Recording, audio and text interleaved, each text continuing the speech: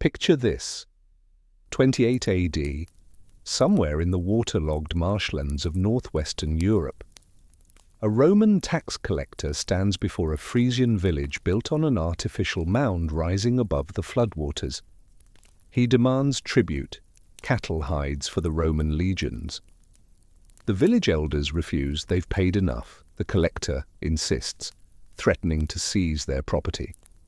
Within weeks, Roman forces march into Frisian territory.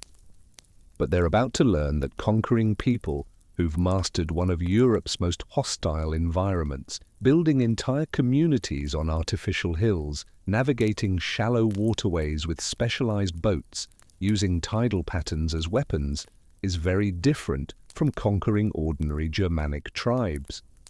The Frisians will lure 900 Roman soldiers into a forest called Baduhenna Wood and slaughter them almost to the last man, achieving one of Rome's most humiliating defeats. But here's the remarkable thing: the Frisian story doesn't begin with Roman contact in 12 BC, and it doesn't end with that stunning victory. It begins 500 years earlier when Germanic peoples first settled these impossible salt marshes and tidal flats, creating a civilization so uniquely adapted to coastal life that it would survive Roman conquest, Frankish expansion, Viking raids, medieval wars, and eventually contribute a distinctive culture that persists in the Netherlands today. The earliest evidence of Proto-Frisian settlement dates to approximately 500 BC, when Germanic tribes began establishing permanent communities along coastal marshlands, stretching from modern Zuid-Holland in the Netherlands to the Weser River region in northwestern Germany. These pioneers encountered a landscape dominated by vast salt marshes, tidal flats, and seasonal flooding that made conventional settlement patterns impossible. Archaeological excavations at sites like Ezinge in Groningen and Feddersenweerde in Lower Saxony reveal how these early inhabitants transformed environmental challenges into advantages through innovative construction techniques and social organization.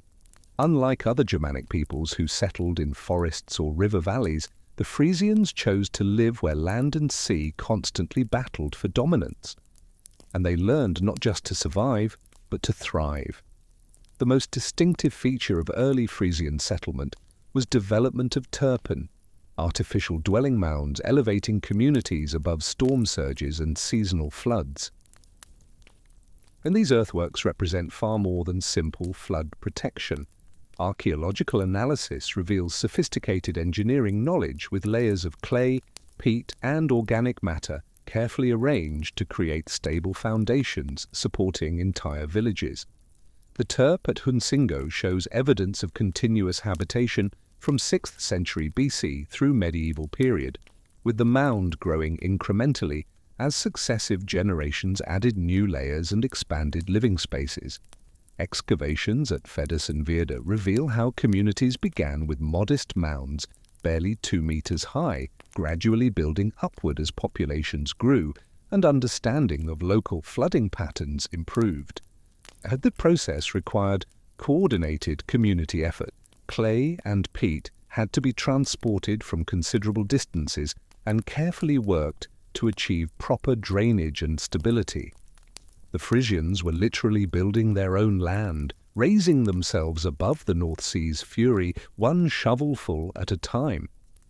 And this was just the beginning of their remarkable adaptation to one of Europe's most challenging environments. Terp construction reveals sophisticated understanding of local hydrology.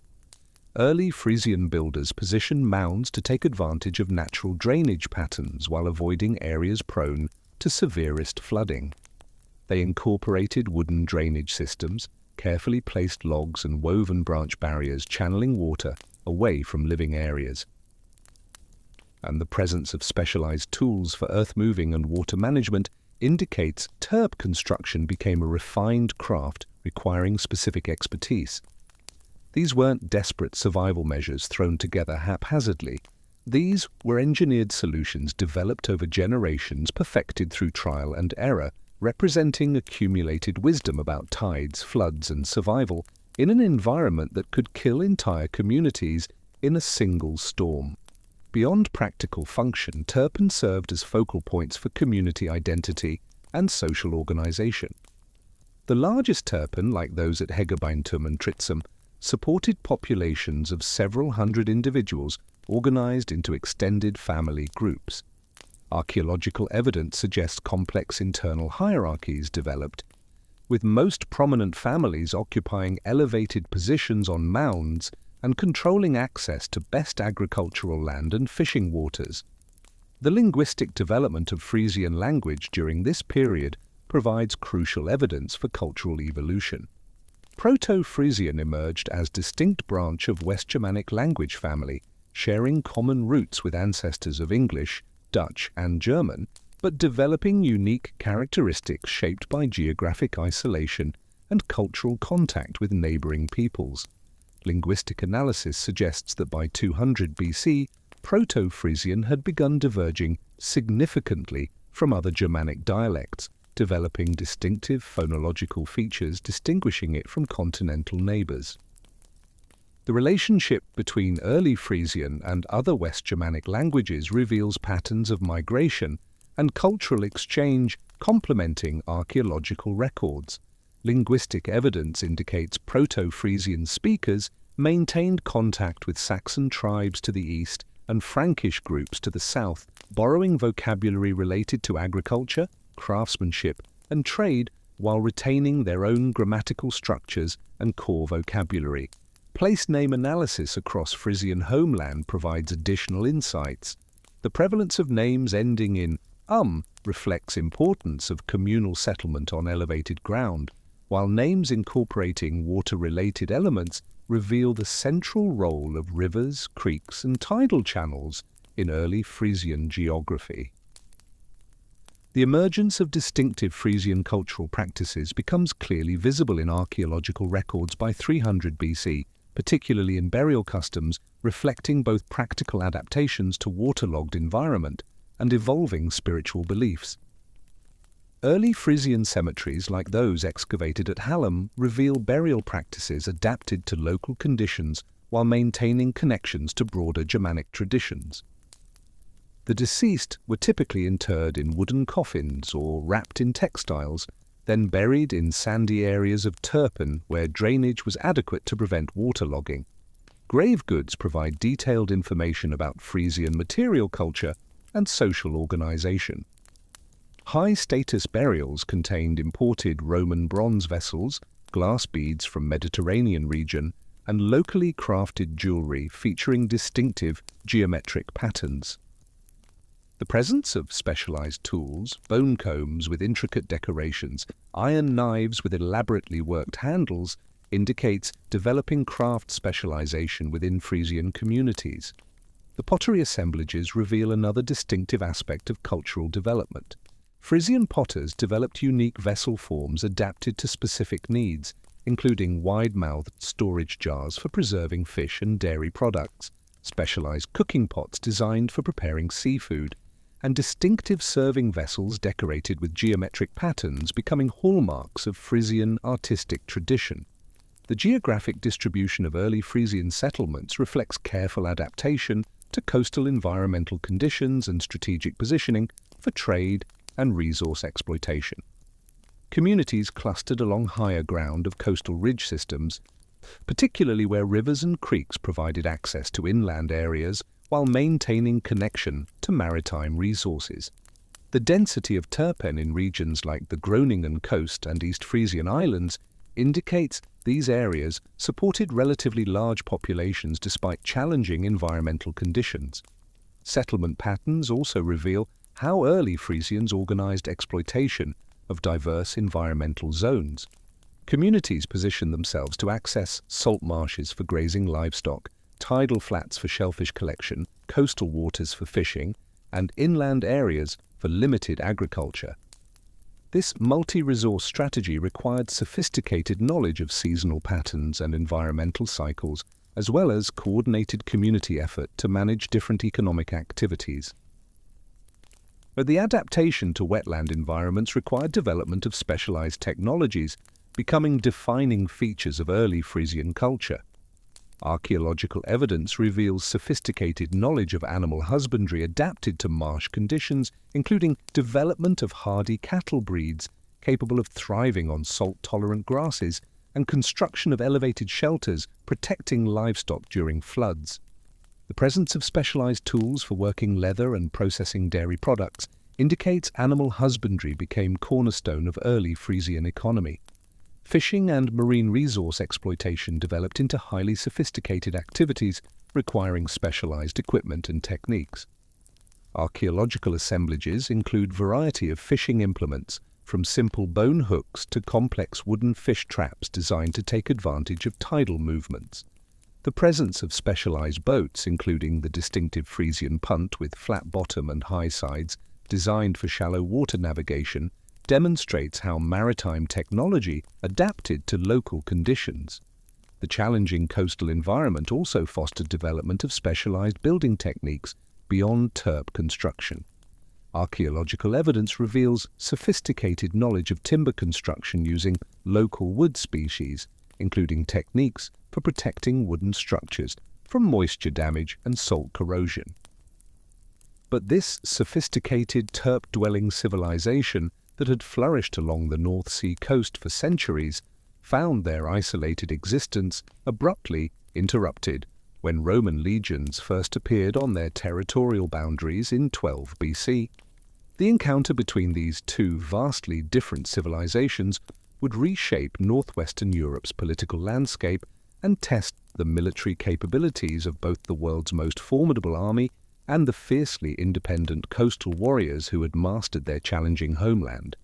Nero Claudius Drusus, stepson of Emperor Augustus and commander of Roman forces along the Rhine frontier, initiated first systematic Roman contact with Frisian territories during campaigns to extend imperial control beyond the Rhine River. The Roman military machine, fresh from victories over Germanic tribes in the interior, encountered in the Frisians a people whose environmental adaptations and social organization presented unique challenges to conventional Roman military tactics and administrative methods. The initial Roman approach differed markedly from typical conquest strategies. Other than launching immediate military campaigns against scattered turp communities, Drusus recognized that waterlogged landscape and dispersed settlement pattern made traditional Roman siege warfare and cavalry operations largely ineffective. Archaeological evidence from sites like Velsen and Heaton reveals establishment of Roman military installations positioned strategically to monitor and control access routes into Frisian territory. These fortifications, constructed according to standard Roman military engineering principles, required significant adaptation to local environmental conditions. Roman engineers had to develop new techniques for creating stable foundations in waterlogged soil and designing drainage systems capable of handling extreme tidal variations characteristic of coastal regions. The tributary relationship established around 12 BC represented pragmatic compromise between Roman imperial ambitions and Frisian independence. Rather than attempting direct conquest of challenging coastal territories, Roman administrators negotiated agreements recognizing Frisian autonomy in exchange for regular tribute payments and military cooperation when required. This arrangement allowed Romans to claim territorial expansion without enormous costs associated with maintaining permanent military occupation of difficult terrain. The terms of initial tributary agreement, reconstructed from later Roman historical accounts and archaeological evidence, required Frisian communities to provide annual payments of cattle hides, highly valued by Roman military suppliers for leather production. The tribute system also included provisions for Frisian warriors to serve as auxiliaries in Roman military campaigns, taking advantage of their specialized knowledge of wetland warfare and small boat operations, proving valuable in other frontier regions. For approximately 4 decades, this tributary arrangement functioned with relative stability, allowing Frisian communities to maintain traditional social structures and economic practices while providing Rome with symbolic submission necessary for imperial prestige. Archaeological evidence from this period shows continued development of Terp communities and expansion of trade networks, suggesting Roman connection initially brought economic benefits without significantly disrupting established Frisian ways of life. The stability of Roman-Frisian relations began deteriorating during Emperor Tiberius's reign as Roman administrative practices became increasingly intrusive and tribute demands more burdensome. Roman tax collectors unfamiliar with Frisian economic systems based on seasonal resource exploitation and communal property arrangements began imposing collection methods designed for agricultural societies with individual land ownership and predictable crop yields. The crisis triggering the Great Frisian Revolt of 28 AD began with disputes over tribute assessment and collection procedures. Roman officials seeking to maximize revenue from Frisian territories began demanding tribute payments exceeding communities' capacity to provide without disrupting subsistence economy. The Romans' insistence on receiving tribute in specific forms, particularly cattle hides of standardized quality and size, created additional pressure on Frisian communities whose livestock management practices had evolved for local environmental conditions rather than Roman commercial standards. Archaeological evidence from Terp sites dating to late 20s AD reveals signs of economic stress and social disruption preceding outbreak of open rebellion. Excavations at sites like Ezinge and Englum show changes in pottery production and metalworking, suggesting disruption of normal craft activities and trade relationships. The revolt that erupted in 28 AD represented culmination of growing tensions between Roman administrative demands and Frisian social organization. The rebellion began when Roman tax collectors attempted to seize property from Frisian communities unable to meet tribute requirements, triggering resistance that quickly spread throughout coastal territories. Frisian chieftains who had initially cooperated with Roman authorities found their positions undermined by policies threatening economic foundations of their communities and their traditional roles as protectors of tribal interests. The leadership of Frisian revolt emerged from traditional chieftain class, men whose authority derived from ability to organize community responses to environmental challenges and external threats. These leaders possessed intimate knowledge of local terrain and weather patterns that would prove crucial in coming military campaigns. Their understanding of tidal cycles, seasonal flooding patterns, and networks of waterways connecting different Terp communities enabled them to coordinate resistance activities across scattered settlements. Roman military response revealed limitations of conventional Roman tactics when applied to wetland warfare. The legions that had proven so effective against Germanic tribes in forested and open terrain found themselves at severe disadvantage in Frisian homeland. Roman heavy infantry, weighted down with standard equipment and trained for formation fighting, struggled to maintain effectiveness in terrain that frequently shifted between dry land and shallow water depending on tidal conditions. Frisian military strategy exploited every advantage offered by their challenging homeland.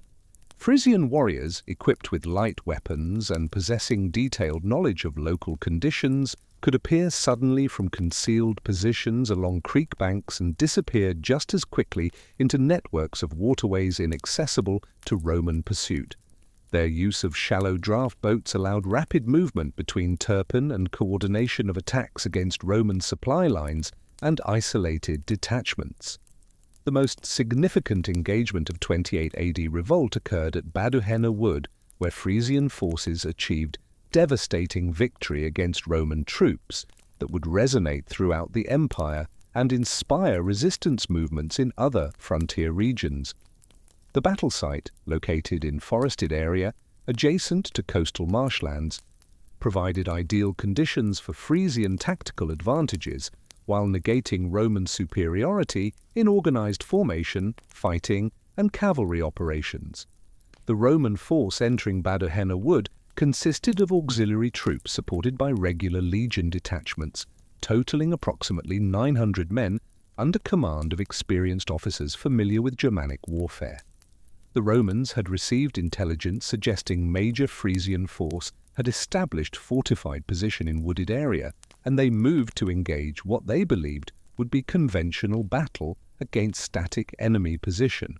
Frisian preparations demonstrated sophisticated understanding of tactical deception and terrain exploitation.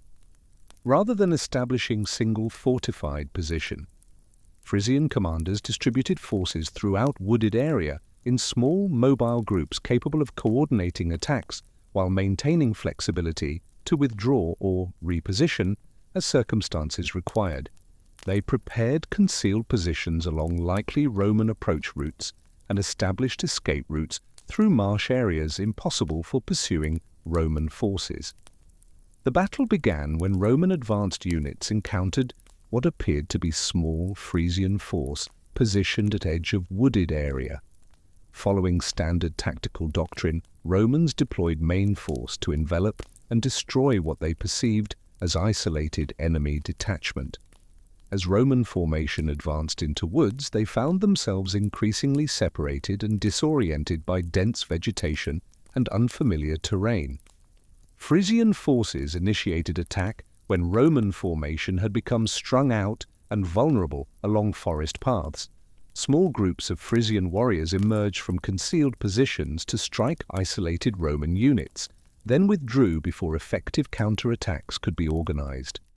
Romans found standard tactical responses ineffective in confined forest environment, where formation advantages were neutralized and heavier equipment became liability. As engagement continued, Roman casualties mounted rapidly, while Frisian losses remained minimal. Roman attempts to withdraw and regroup were hampered by unfamiliarity with terrain and persistent harassment from Frisian forces who could move freely through areas impossible for heavily equipped legionaries. The climax occurred when surviving Roman forces, reduced to fewer than 300 men, found themselves trapped in marshy clearings surrounded by Frisian warriors. Their attempts to break out were repeatedly repulsed, and ammunition supplies became exhausted. Final Roman resistance collapsed when commanding officers were killed in coordinated Frisian assault that overwhelmed remaining organized resistance.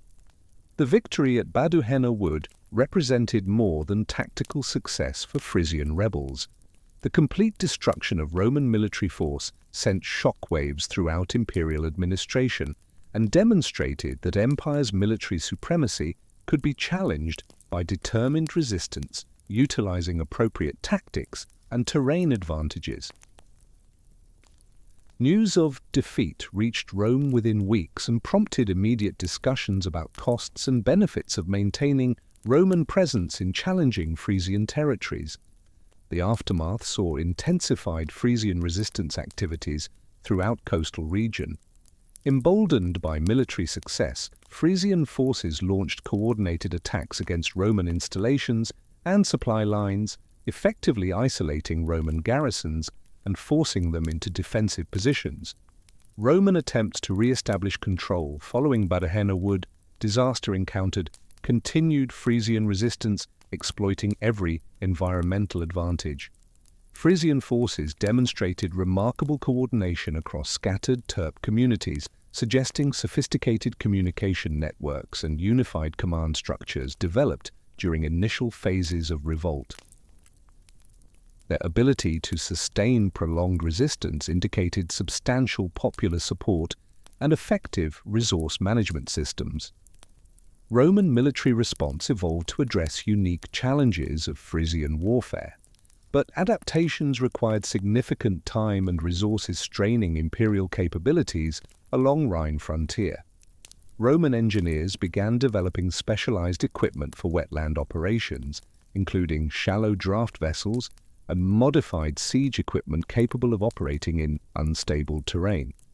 These innovations required extensive testing and modification, delaying effective Roman countermeasures against continuing Frisian resistance. The prolonged nature of Frisian conflict forced Roman administrators to reconsider their approach to frontier management in challenging environments. Costs associated with maintaining military operations in waterlogged coastal regions far exceeded economic benefits derived from tribute collection, leading to debates within imperial administration about wisdom of continued involvement in Frisian affairs.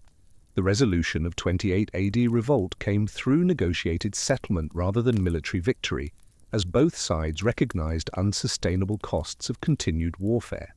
Roman negotiators, acknowledging effectiveness of Frisian resistance and prohibitive costs of conquest, agreed to modified tributary arrangements reducing tribute requirements and recognizing greater Frisian autonomy in internal affairs. For Frisians, agreement provided security against future Roman interference while maintaining access to Roman trade networks and technologies. And the negotiated peace following Great Frisian Revolt lasted several decades, during which both Roman and Frisian societies adapted to new relationship. Archaeological evidence from this period shows renewed prosperity in Frisian territories with expanded turp construction and increased trade activities, suggesting economic recovery from war disruptions. Roman installations in region were reduced and repositioned to focus on trade facilitation rather than military control. The relative stability of post-revolt period was disrupted by broader crisis engulfing Roman Empire during Year of Four Emperors in 69 AD. Civil wars racking empire created opportunities for frontier peoples to challenge Roman authority, and Frisians found themselves drawn into wider Batavian revolt, threatening Roman control throughout Rhine region.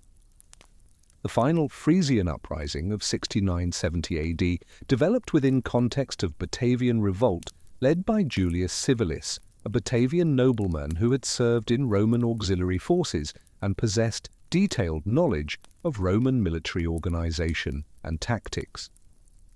The Batavian rebellion attracted support from various Germanic tribes who saw Roman civil wars as opportunity to throw off imperial control and establish independent kingdoms along Rhine frontier.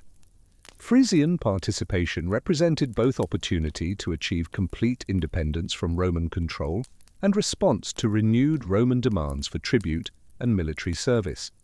Roman civil wars had created severe financial pressures, leading administrators to increase tribute requirements from frontier territories, recreating economic tensions, triggering earlier revolt. Conclusion of Batavian revolt in 70 AD marked beginning of transformative period for Frisian society that would fundamentally alter their relationship with broader Germanic world and establish them as major participants in sweeping demographic changes reshaping post-Roman Europe. The withdrawal of Roman administrative control from much of coastal region created unprecedented opportunities for Frisian expansion, while gradual collapse of imperial frontier defenses opened vast territories for settlement and exploitation by peoples possessing maritime skills and organizational capabilities necessary to capitalize on changing circumstances. Archaeological evidence from turp sites dating to late 2nd and early 3rd centuries reveals dramatic changes in Frisian material culture and settlement patterns, reflecting growing involvement in long-distance trade networks and military activities extending far beyond traditional coastal homeland.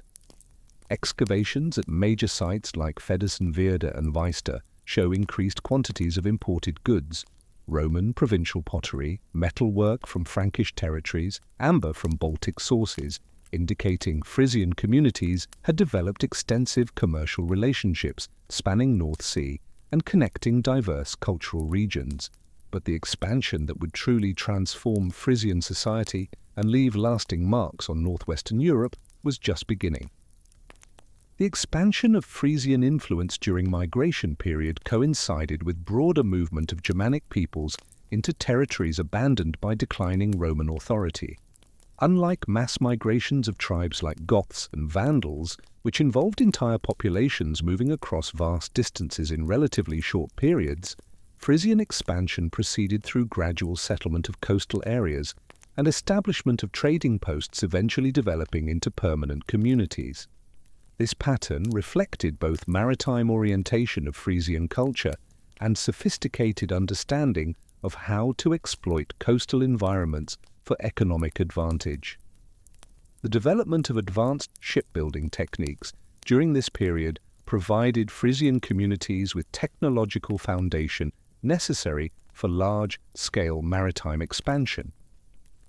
Archaeological discoveries at sites like Nydam and Sutton Hoo revealed sophisticated vessel construction methods demonstrating remarkable advances in naval architecture specifically adapted for North Sea conditions.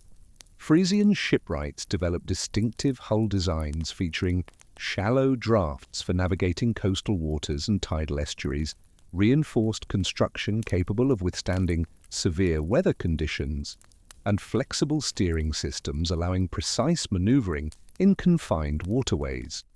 The most significant innovation was development of the cog, a sailing vessel that would dominate North Sea trade for centuries. These ships featured flat bottoms allowing beaching on sandy shores without specialized harbor facilities, single square sails efficiently managed by small crews, and cargo holds designed for maximum storage capacity relative to vessel size. The cog's design represented perfect adaptation to specific requirements of North Sea commerce, combining cargo capacity necessary for profitable long-distance trade with maneuverability required for navigating complex coastal geography of northwestern Europe. Frisian maritime expansion during 3rd and 4th centuries established trading networks connecting North Sea coastal regions with inland river systems extending deep into continental Europe. Archaeological evidence reveals Frisian commercial activities along Rhine, Weser, and Elbe rivers, where they established trading posts and seasonal settlements, facilitating exchange between coastal communities and interior populations. These networks carried not only material goods, but also cultural influences, technological innovations, and population movements reshaping ethnic composition of large areas of northwestern Europe. The strategic positioning of Frisian territories along major maritime trade routes provided unprecedented opportunities to profit from expanding commerce, accompanying gradual recovery of European economic systems following initial disruptions of migration period. Frisian merchants developed expertise in handling diverse categories of trade goods, from bulk commodities like salt and preserved fish to luxury items including jewelry, weapons, and exotic materials from distant regions. Their reputation for reliable service and fair dealing established Frisian traders as preferred partners for communities throughout North Sea region. The expansion of Frisian commercial activities created demand for specialized craft production, transforming economic foundations of Terp communities. Archaeological assemblages from 4th and 5th century sites revealed dramatic increases in metalworking activities, particularly production of iron tools and weapons for export markets. Frisian smiths developed distinctive techniques for creating high-quality blades and agricultural implements, becoming highly sought after throughout northwestern Europe. The presence of specialized workshops and evidence for large-scale production indicates craft specialization had evolved far beyond household level to become major component of regional economy. Textile production emerged as another crucial element of Frisian commercial expansion, with archaeological evidence revealing sophisticated weaving operations producing wool and cloth for both local consumption and export markets. The quality of Frisian textiles, enhanced by access to high-grade wool from sheep adapted to salt marsh grazing, established their products as premium goods in markets throughout North Sea region. The establishment of Frisian settlements along eastern coast of Britain represents most significant example of their expansion during this period. Archaeological evidence from sites in Kent, Essex and East Anglia reveals substantial Frisian presence beginning in late 4th century and continuing throughout 5th and 6th centuries. These settlements were not random coastal landings but carefully planned establishments positioned to take advantage of natural harbours, river mouths, and existing trade routes connecting British coastal regions with continental markets.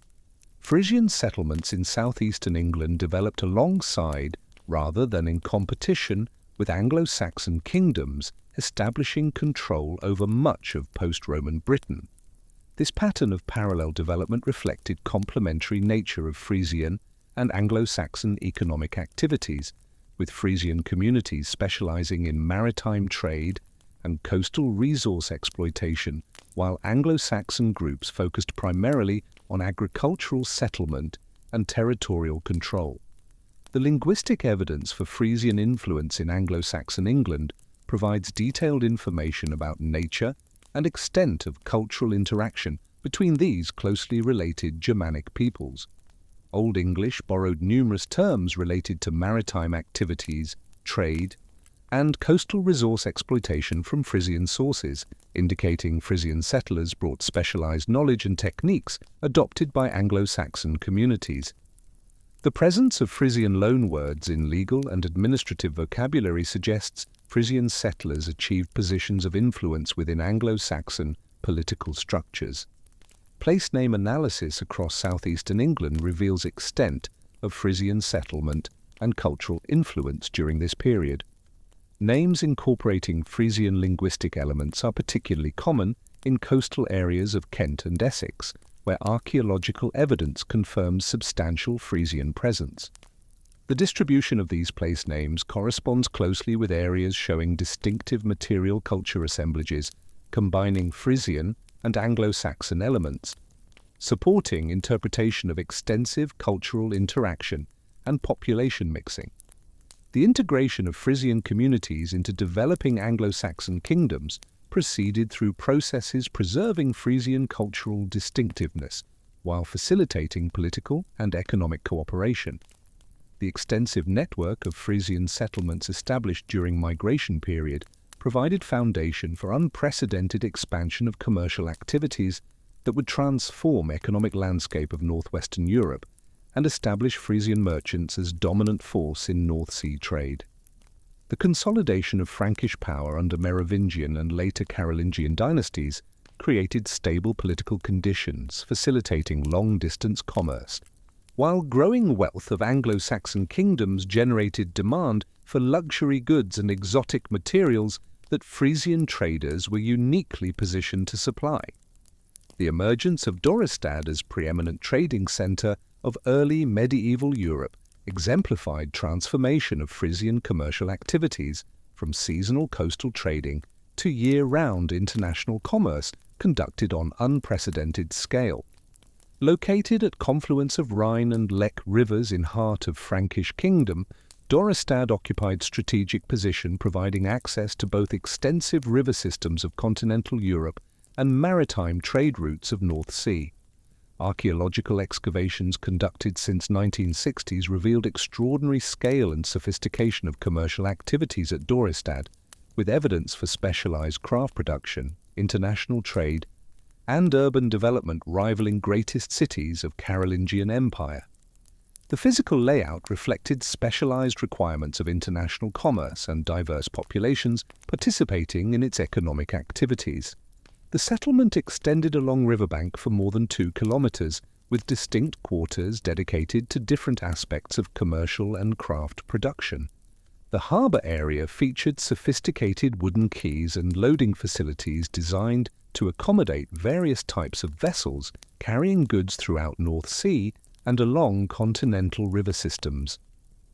Behind waterfront, excavations revealed extensive warehouse districts with standardized storage buildings constructed using advanced timber framing techniques, maximizing storage capacity while providing protection from moisture and pests.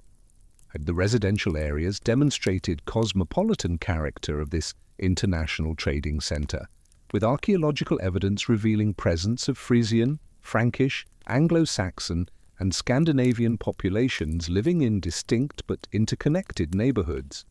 Frisian merchants occupied most prominent positions within settlement, controlling prime waterfront properties and largest commercial establishments.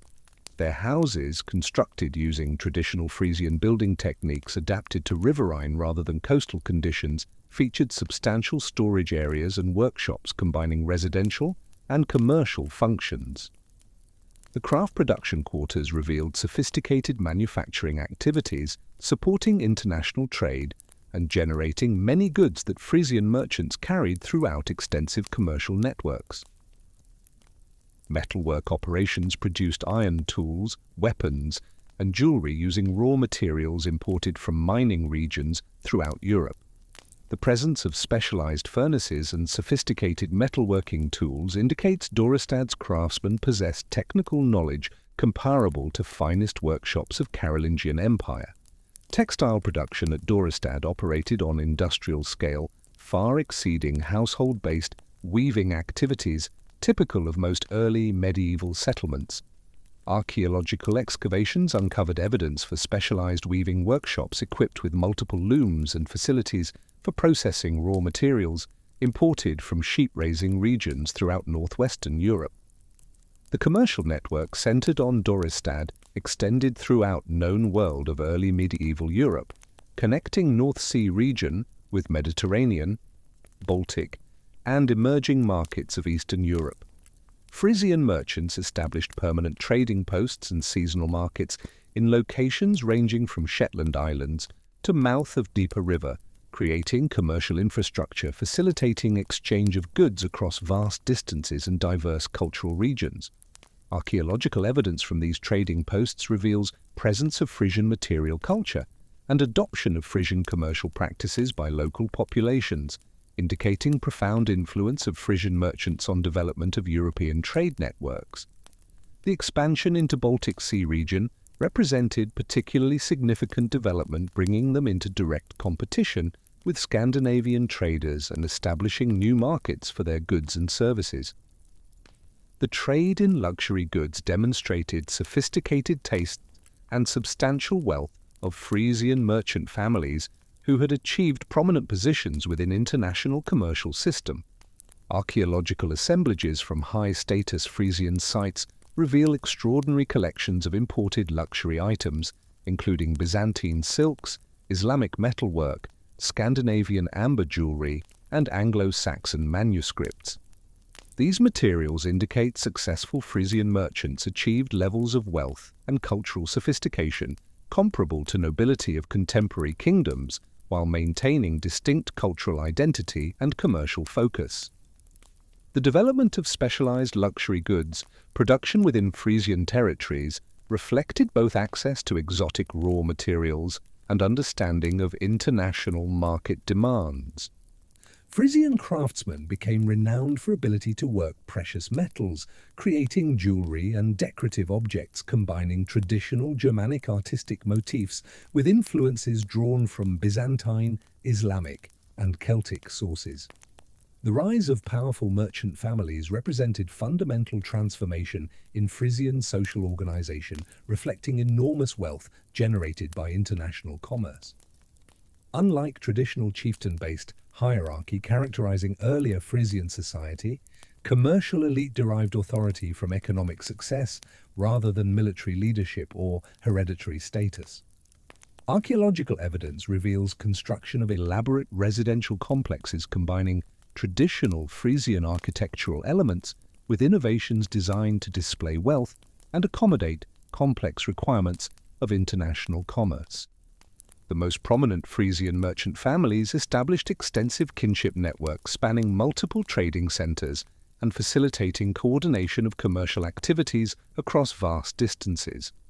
Intermarriage between wealthy merchant families created alliances mobilizing substantial financial resources for large-scale commercial ventures, while providing security and mutual support in dangerous world of early medieval trade. The monetary systems developed by Frisian merchants represented crucial innovations, facilitating international commerce and establishing standards for commercial transactions throughout northwestern Europe. The minting of sciatas, small silver coins, becoming dominant currency for North Sea trade, reflected sophisticated understanding of monetary theory and practical experience with requirements of long-distance commerce. The prosperity and international connections characterizing golden age of Frisian commerce created conditions that would fundamentally transform spiritual and cultural foundations of Frisian society. The extensive trade networks bringing exotic goods and substantial wealth to Frisian communities also served as conduits for new, religious ideas and practices challenging traditional Germanic paganism, sustaining Frisian identity for centuries. The arrival of Christian missionaries in late 7th century initiated complex process of religious and cultural change, reshaping every aspect of Frisian life while preserving essential elements of their distinctive coastal heritage. The missionary activities transforming Frisian religious life began with arrival of Willibrord, an Anglo-Saxon monk whose evangelical mission represented part of broader Christianization efforts, reshaping religious landscape of early medieval Europe. Willibrord's preparation for Frisian mission included 12 years of study and spiritual discipline at monastery of Echternach in Ireland, where he developed expertise in missionary techniques and gained exposure to Celtic Christian traditions, proving successful in converting other Germanic peoples. His Irish training provided practical knowledge of how to adapt Christian teachings to Germanic cultural frameworks and identify elements of traditional religious practice that could be transformed rather than simply eliminated. This approach would prove crucial in dealings with Frisian communities whose religious traditions were deeply integrated into social organization and economic activities. The initial phase of Willibrord's mission, beginning around 690 AD, focused on establishing relationships with Frisian political leaders and demonstrating practical benefits Christian conversion could provide to communities already engaged in extensive commercial relationships with Christian kingdoms. The strategic approach adopted by Willibrord reflected sophisticated understanding of Frisian social organization and central role religious practices played in maintaining community cohesion and legitimizing political authority. Frisian chieftains who controlled access to most profitable trading opportunities possessed religious as well as political authority, serving as intermediaries between communities and divine forces governing weather patterns, agricultural cycles, and maritime safety. Any successful Christian mission would need to address these practical religious concerns while providing alternative sources of spiritual authority and community leadership. The establishment of Willibrord's headquarters at Utrecht represented crucial strategic decision positioning Christian mission at heart of Frisian commercial and political networks. Utrecht's location along major river routes connecting Frisian coastal territories with Frankish inland regions made it ideal base for missionary activities reaching scattered Frisian communities while maintaining connections with Christian kingdoms, providing financial and political support for conversion efforts. The construction of substantial church and monastery complex at Utrecht demonstrated permanent commitment of Christian authorities to Frisian mission and provided visible evidence of Christian organizational capabilities. The resistance to Christianization that emerged during early phases of mission reflected both religious conservatism and political concerns about implications of adopting religion of neighboring kingdoms that had often been military and commercial rivals. The most prominent leader of this resistance was Radbod, king of the Frisians, whose opposition to Christian conversion represented sophisticated understanding of political and cultural implications of religious change rather than simple adherence to traditional practices. Radbod's resistance stemmed from recognition that religious conversion would fundamentally alter basis of political authority within Frisian society and potentially subordinate Frisian communities to political influence of Christian kingdoms. As ruler whose authority derived from role as intermediary between his people and traditional Germanic deities, Radbod understood Christian conversion would require fundamental changes in political organization and social hierarchy that might undermine his own position and independence of Frisian communities.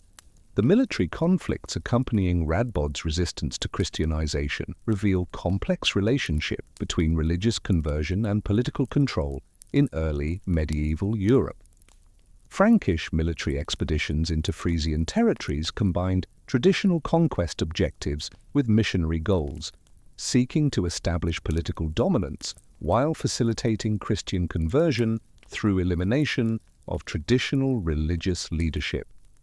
The Frisian military response demonstrated sophisticated understanding of defensive strategies adapted to coastal homeland, including use of fortified terpen and coordinated naval operations exploiting superior knowledge of local waterways and tidal conditions. The Battle of Dorestad in 689 AD represented climax of military conflict between Frankish forces seeking to establish Christian political control and Frisian defenders committed to preserving traditional religious and political independence. The death of Radbod around 719 AD marked a crucial turning point in relationship between traditional Frisian culture and Christian missionary activities, as his successors lacked both his political authority and ideological commitment to resistance against Christian influence. So the fragmentation of Frisian political leadership following Radbod's death created opportunities for Christian missionaries to establish relationships with individual chieftains and communities without confronting unified resistance organized at regional level. The renewed Christian missionary activities following Radbod's death benefited from organizational experience and cultural knowledge accumulated during earlier phases of conversion effort. Willibrord and successors had developed sophisticated understanding of Frisian social organization and religious practices, enabling them to design conversion strategies specifically adapted to local conditions and concerns. The establishment of additional missionary centers at locations like Dokkum and Stavoren provided broader geographical coverage and enabled more intensive pastoral care for newly converted communities. The synthesis of Christian and traditional Frisian cultural elements emerging during 8th and 9th centuries created distinctive forms of religious art, literature, and legal practice, preserving essential aspects of Frisian identity while accommodating Christian theological requirements. The death of Radbod around 719 AD created power vacuum that Carolingian dynasty was quick to exploit through series of calculated military campaigns designed to complete conquest of Frisian territories resisting Frankish authority for decades. Charles Martel, who had consolidated position as mayor of Palace and effective ruler of Frankish kingdom, recognized fragmentation of Frisian political leadership provided unprecedented opportunity to achieve territorial expansion and Christian conversion goals, eluding predecessors during Radbod's determined resistance. The Carolingian military strategy emerging during 720s represented sophisticated evolution of earlier Frankish approaches to Frisian conquest, incorporating lessons learned from previous failures while exploiting changed political circumstances following Radbod's death. Rather than attempting massive frontal assaults against unified Frisian resistance, Charles Martel adopted systematic approach combining diplomatic pressure, economic incentives, and targeted military operations designed to isolate and eliminate pockets of resistance while encouraging voluntary submission through demonstrations of Frankish power and Christian benefits. The first major Carolingian offensive against post-Radbod Frisian territories began in 734 AD with Charles Martel's expedition against eastern Frisian regions, maintaining strongest resistance to Christian conversion and Frankish political influence. The campaign targeted area around modern Groningen, where traditional Frisian chieftains had established fortified positions on major terpen and maintained naval forces capable of disrupting Frankish supply lines and communication networks. The Frankish army assembling for this operation included approximately 8,000 warriors drawn from throughout Carolingian realm, supported by siege equipment and specialized river-crossing capabilities developed specifically for operations in challenging Frisian homeland. The Frankish military preparations demonstrated sophisticated understanding of logistical challenges associated with sustained operations in waterlogged Frisian territories. The siege of Stavoren represented most significant military engagement of Charles Martel's eastern campaign, as Frankish forces attempted to capture this crucial trading centre, serving as both economic hub and symbol of continuing Frisian independence. The terp on which Stavoren was constructed provided formidable natural defences enhanced by wooden palisades and earthwork fortifications constructed according to traditional Frisian defensive principles. The Frisian garrison, commanded by a chieftain named Poppo, who had emerged as one of most effective post-Radbod military leaders, consisted of approximately 800 warriors supported by civilian defenders possessing intimate knowledge of local terrain and defensive installations. The Frankish assault began with attempts to isolate settlement through capture of surrounding smaller Turpen, providing mutual support and supply networks for main defensive position. The decisive assault on Stavoren's main defences occurred when Frankish engineers succeeded in constructing causeway across marshy approaches to Terp, enabling siege equipment to approach within effective range of wooden palisades. The breakthrough sealing Stavoren's fate came when section of wooden palisade, weakened by Frankish fire arrows, collapsed under weight of accumulated damage. Creating breach Frankish assault troops could exploit despite determined Frisian attempts to seal gap.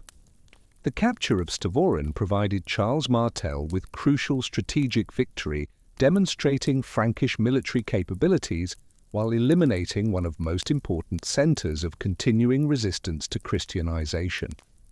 The aftermath revealed systematic approach characterizing Carolingian integration policies, as Charles Martel ordered preservation of settlements, commercial facilities and trading networks while establishing Frankish garrison and Christian religious institutions serving as focal points for ongoing political and cultural transformation. The success of Stavoren operation encouraged other Frisian communities to negotiate terms of submission rather than face similar military pressure, as local chieftains recognized continued resistance would likely result in destruction of their communities and elimination of their political authority. The negotiations following Charles Martel's Eastern campaign established patterns of accommodation governing Frankish-Frisian relationships for remainder of conquest period, with traditional Frisian leaders maintaining local authority in exchange for acknowledgement of Frankish supremacy and acceptance of Christian conversion. The administrative integration of conquered Frisian territories into expanding Carolingian realm required development of new governmental structures accommodating distinctive geographical and cultural characteristics of coastal regions while ensuring effective political control and tax collection. The Carolingian solution involved establishment of system of Frankish counts possessing both military and administrative authority over designated territorial districts, combining traditional Frisian settlement areas with newly established Frankish administrative centres. The appointment of Frankish counts to govern Frisian territories represented significant departure from traditional Germanic political organisation, as these officials derived authority from royal appointment rather than local kinship networks or traditional leadership roles. The territorial boundaries established for new Frisian counties reflected both practical administrative considerations and need to integrate scattered Terp communities into coherent governmental units.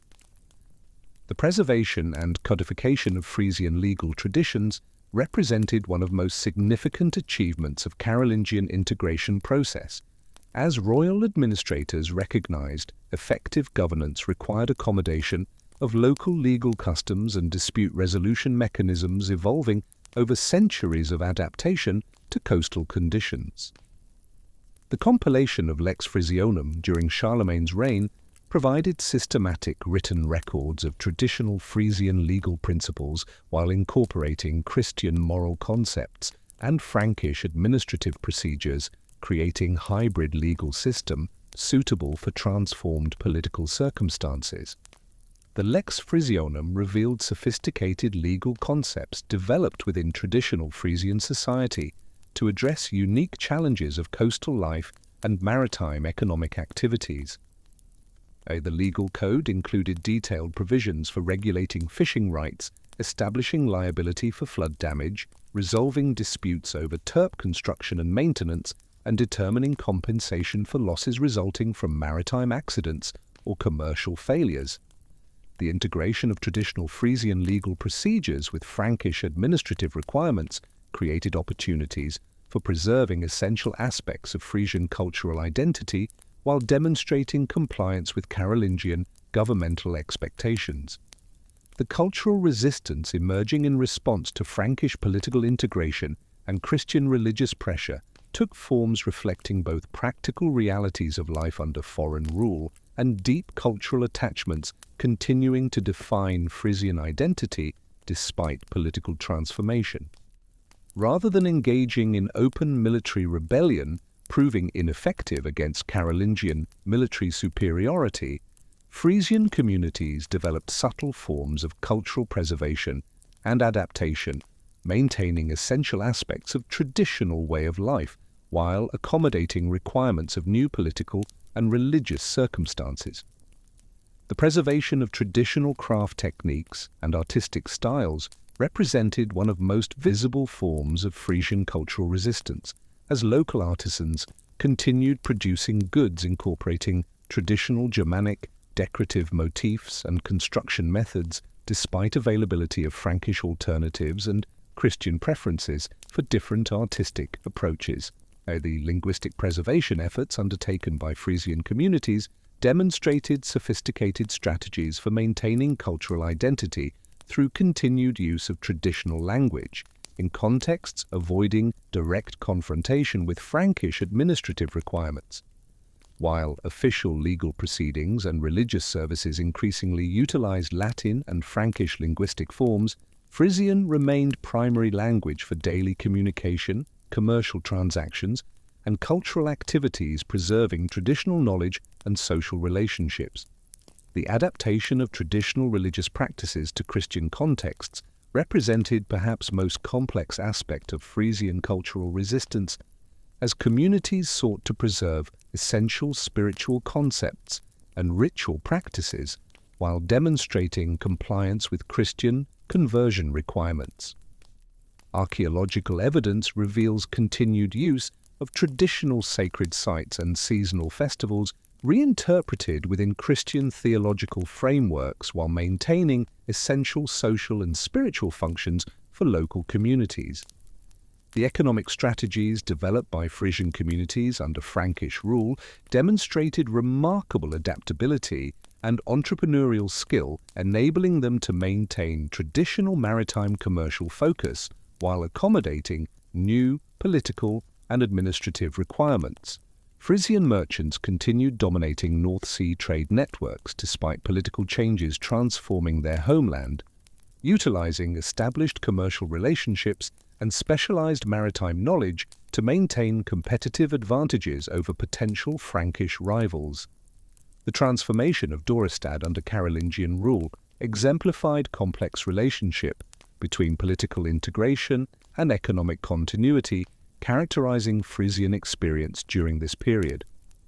While trading centre came under direct Frankish administrative control and experienced substantial Christian institutional development, its commercial functions continued depending on specialized knowledge and established networks of Frisian merchants maintaining dominant position in international trade despite changed political circumstances. The establishment of new trading centres under Carolingian patronage provided additional opportunities for Frisian commercial activities while demonstrating economic benefits resulting from political integration with expanding Frankish realm. The consolidation of Carolingian authority over Frisian territories during 9th century created foundation for their eventual incorporation into emerging Holy Roman Empire, a political transformation fundamentally reshaping relationship between Frisian communities and broader European political system. So the dissolution of centralized Carolingian power following death of Louis the Pious in 840 AD and subsequent partition of empire among his sons created period of political uncertainty, providing Frisian communities with opportunities to reassert elements of traditional autonomy while navigating complex diplomatic relationships required to maintain commercial prosperity and territorial security. The Treaty of Verdun in 843 AD, which formally divided Carolingian Empire among 3 surviving sons of Louis the Pious, placed most Frisian territories within Middle Francia, ruled by Lothair I. a political arrangement reflecting both strategic importance of coastal regions and complex ethnic and cultural composition of former Carolingian realm. The gradual emergence of Holy Roman Empire under Otto II during mid-10th century presented Frisian communities with new challenges and opportunities requiring careful adaptation of political strategies and institutional arrangements. Otto's systematic efforts to consolidate royal authority throughout former Carolingian territories included specific provisions for integrating coastal regions into his expanding imperial administration while recognizing distinctive geographical and cultural characteristics, making Frisian territories different from agricultural heartlands of emerging empire. The imperial charter, granted to Frisian territories around 975 AD, established unique status as imperial territory with distinctive administrative arrangements acknowledging both strategic importance and special requirements for effective governance. Unlike typical county system characterizing most imperial territories, Frisian lands received recognition as unified administrative unit with special privileges preserving many traditional aspects of local governance while ensuring imperial oversight and tax collection. The concept of Frisian freedom emerging during early imperial period represented sophisticated synthesis of traditional Germanic legal principles, practical administrative necessities, and imperial political requirements, creating unique form of regional autonomy within broader imperial system. The legal foundations of this autonomy derived from ancient Frisian customary law, emphasizing collective decision-making, community responsibility for maintaining public order, and right of free men to participate directly in legal proceedings and political decisions affecting their communities. The practical implementation of Frisian freedom required development of institutional mechanisms preserving traditional forms of local governance while ensuring compliance with imperial administrative requirements and tax obligations. The solution involved establishment of regional assemblies known as Landsgemeinden, combining traditional thing assemblies with imperial administrative oversight, creating hybrid institutions, maintaining democratic participation, while providing imperial authorities with reliable mechanisms for policy implementation and revenue collection. The Landsgemeinden governing Frisian territories during early imperial period demonstrated remarkable sophistication in balancing competing political pressures while maintaining effective local administration. The rise of powerful Frisian noble families during 10th and 11th centuries represented significant transformation in social organization of coastal communities, reflecting both opportunities created by imperial integration and continuing importance of traditional leadership roles. These families achieved prominence through successful combination of commercial activities, military leadership, and diplomatic skill, enabling them to accumulate substantial wealth while maintaining respect and support of their local communities. The most prominent was House of Holland, emerging during late 10th century under leadership of Dirk the Fun, who received recognition as Count of Holland from Holy Roman Emperor and established dynastic foundation for what would become one of most powerful territorial principalities in northwestern Europe. Dirk's success reflected ability to combine traditional Frisian maritime expertise with imperial political connections, creating power base extending from coastal Terp communities to imperial court itself. The territorial expansion achieved by early counts of Holland demonstrated military and diplomatic capabilities, enabling Frisian noble families to achieve positions of influence within broader imperial political system. Dirk II, who ruled from approximately 988 to 1005 AD, successfully extended authority southward into river delta regions while maintaining control over traditional Frisian coastal territories. His military campaigns against rival nobles and rebellious communities revealed sophisticated understanding of both traditional Frisian warfare techniques and heavy cavalry tactics dominating imperial military operations. The construction of castles and fortified residences by prominent Frisian noble families during this period represented significant departure from traditional turf-based settlement patterns, while demonstrating integration into broader European feudal system. The development of systematic agricultural improvements in Frisian territories during 11th and 12th centuries represented one of most significant innovations of medieval period, as local communities and noble landowners collaborated to implement large-scale drainage projects and land reclamation efforts, dramatically expanding amount of productive agricultural land available for cultivation. These projects required sophisticated engineering knowledge and substantial capital investment, mobilized only through cooperation of multiple communities and organizational capabilities of powerful noble families. The construction of dikes and drainage systems transforming vast areas of coastal marshland into productive agricultural fields demonstrated remarkable engineering sophistication, combining traditional Frisian knowledge of coastal hydrology with innovative construction techniques developed through contact with imperial engineering traditions.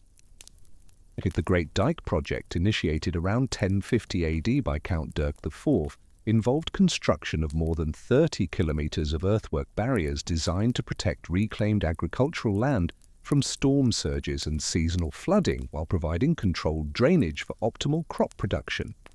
The organizational requirements of large-scale drainage projects necessitated development of cooperative institutions bringing together multiple communities under leadership of noble families possessing authority and resources necessary to coordinate complex engineering efforts. The prosperity generated by agricultural improvements and continued commercial success enabled Frisian communities to support substantial population growth and urban development, creating new centers of craft production and cultural activity throughout coastal region.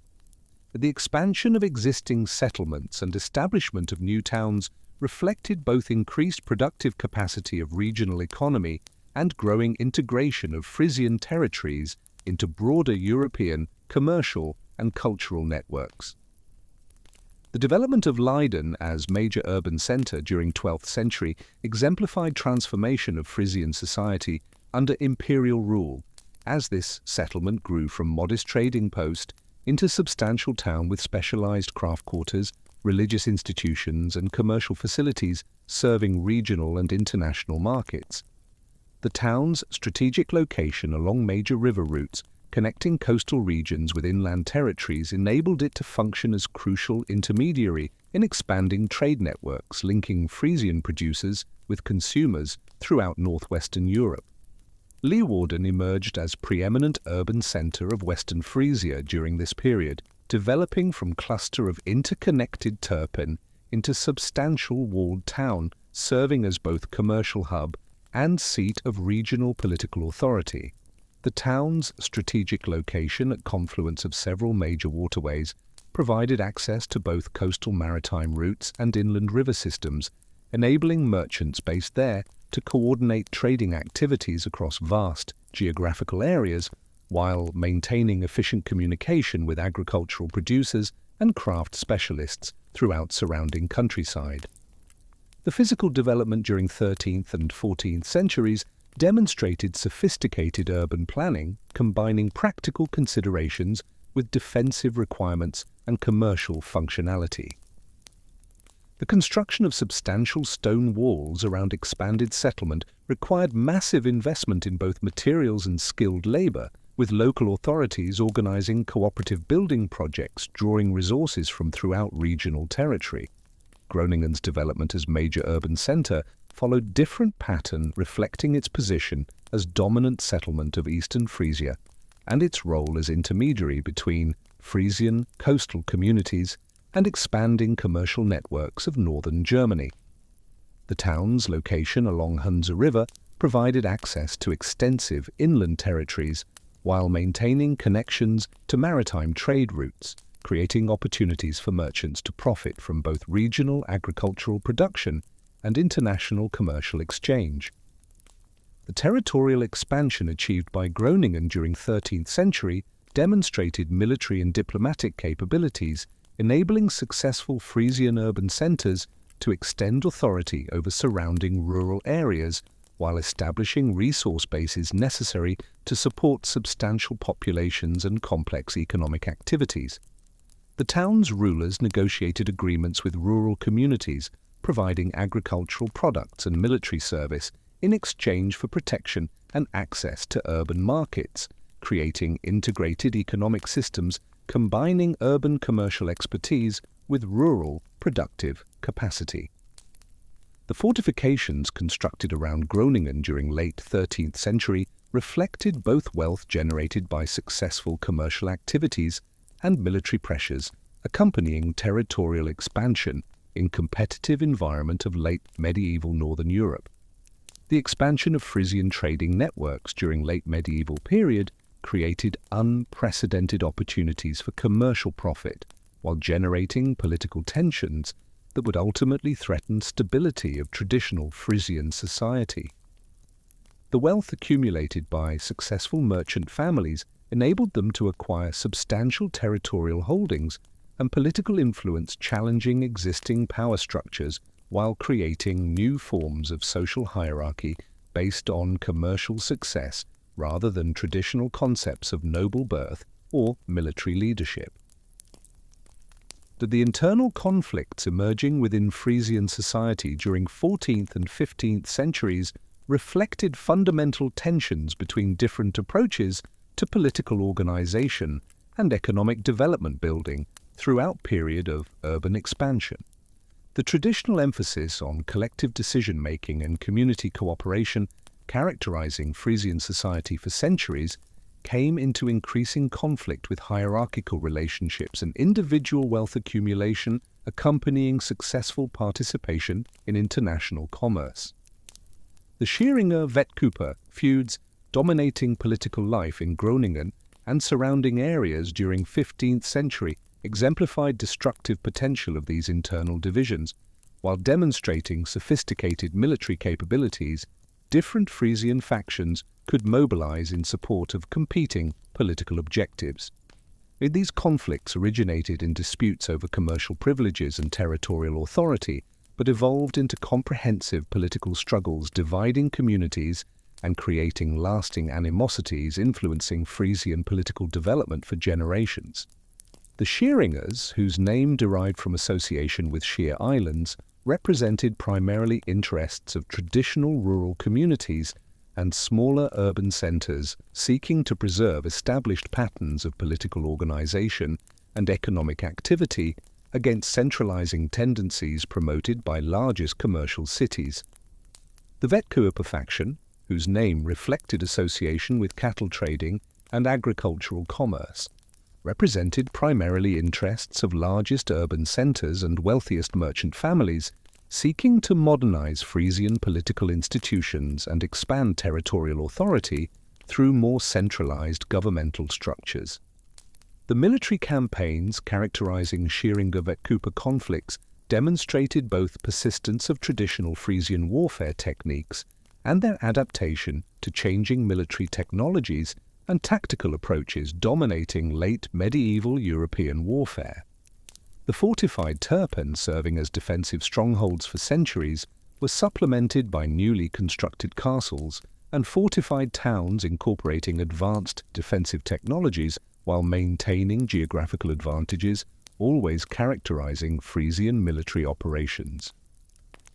Now, the siege of Groningen in 1422 represented largest and most significant military engagement of Scheringer Vetkuper conflicts, as coalition of Scheringer forces attempted to capture this crucial Vetkuper stronghold and eliminate political authority of their opponents throughout eastern Frisia.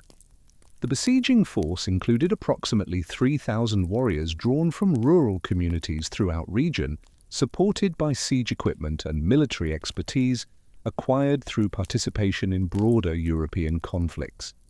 The defensive preparations undertaken by Groningen's Vetkuper authorities demonstrated sophisticated understanding of siege warfare and resources necessary to withstand prolonged military pressure.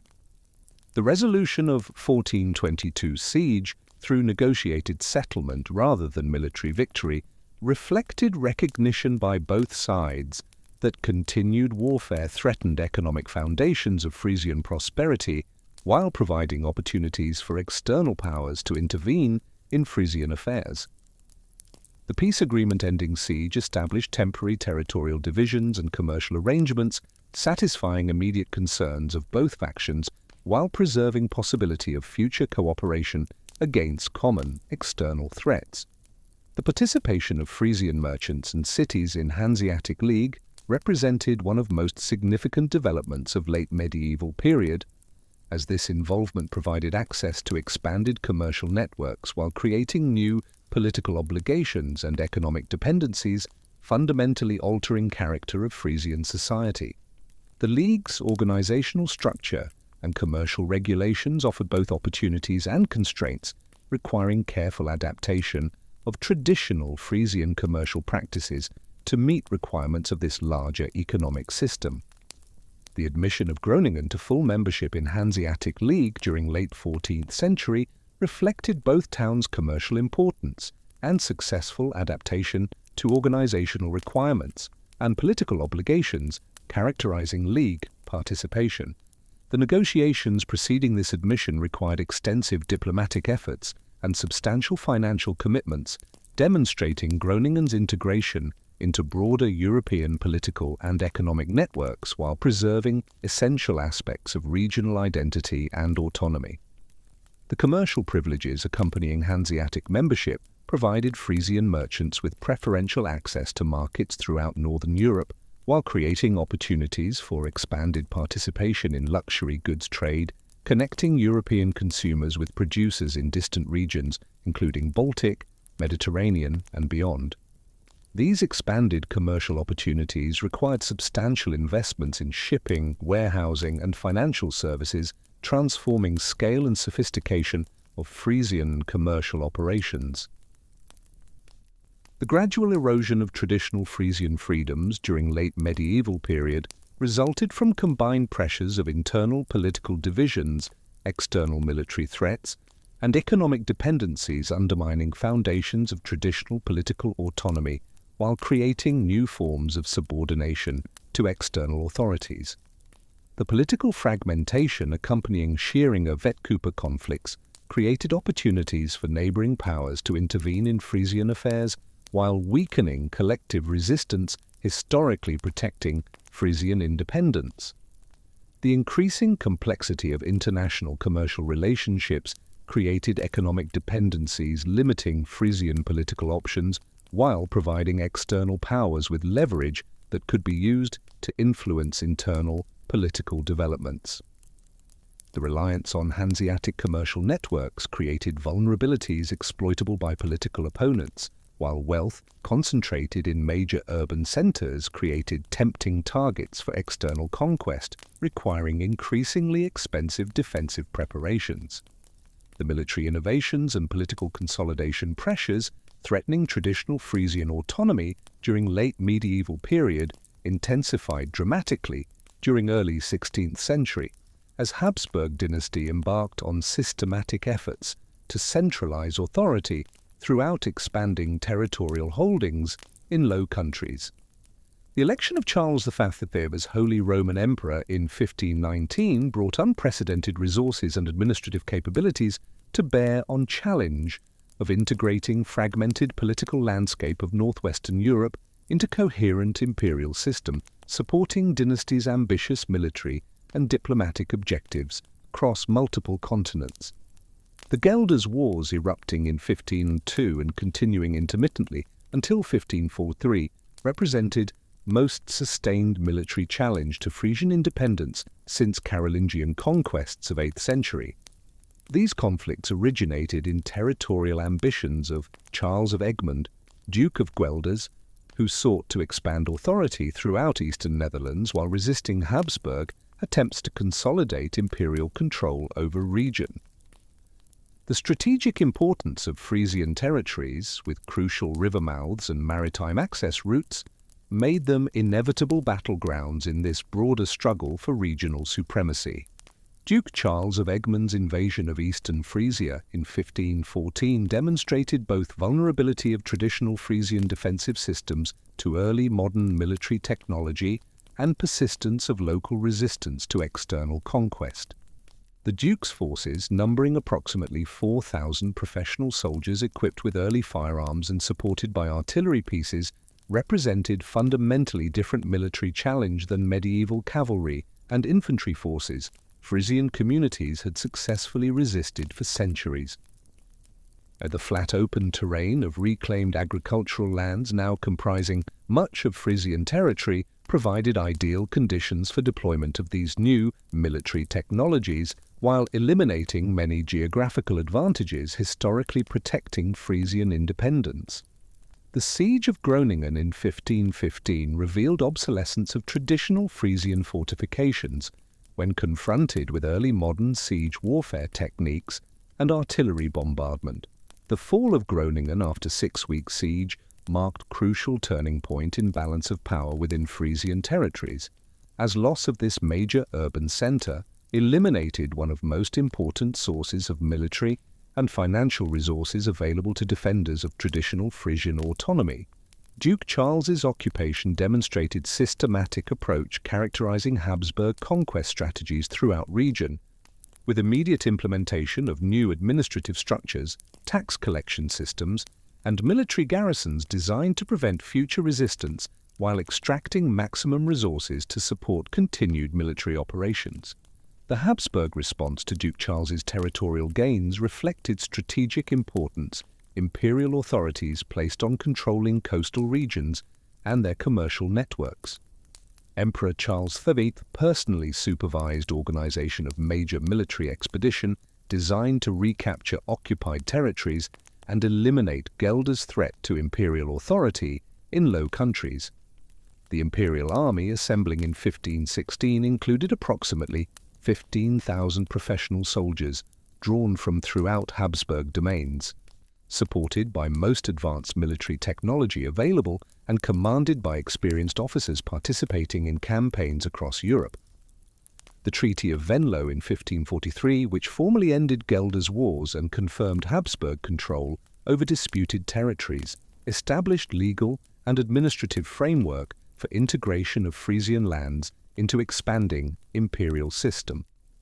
The treaty's provisions eliminated last vestiges of independent Frisian political authority while creating new administrative structures subordinating traditional local institutions to imperial oversight and control. The territorial reorganization following treaty's implementation divided Frisian lands among several newly created provinces, each governed by imperial appointees possessing both military and civilian authority over assigned territories. The administrative integration of Frisian territories into Habsburg system required development of new governmental structures accommodating distinctive geographical and cultural characteristics of coastal regions while ensuring effective imperial control and revenue collection. The transformation of traditional Frisian political institutions under Habsburg rule proceeded through systematic replacement of democratic assemblies and collective decision-making processes with hierarchical administrative structures concentrating authority in appointed officials responsible to imperial rather than local authorities. The Landsgemeinden, serving as focal points for community governance for centuries, were either eliminated entirely or reduced to purely ceremonial functions, providing symbolic continuity while exercising no real political authority. This transformation represented fundamental break with political traditions defining Frisian identity for more than millennium.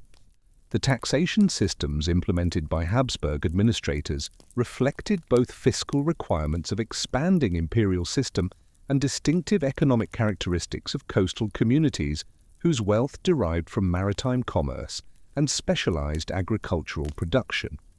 The religious policies implemented by Habsburg authorities in Frisian territories during mid-16th century created additional sources of tension between imperial requirements and local traditions, as counter-Reformation program promoted by Charles V and successors sought to strengthen Catholic orthodoxy while eliminating Protestant influences gaining substantial support among Frisian communities. The establishment of new Catholic institutions and appointment of Spanish and Italian clergy to key positions in Frisian churches represented visible symbols of imperial control, while creating practical obstacles to religious practices many communities had adopted during early phases of Protestant Reformation.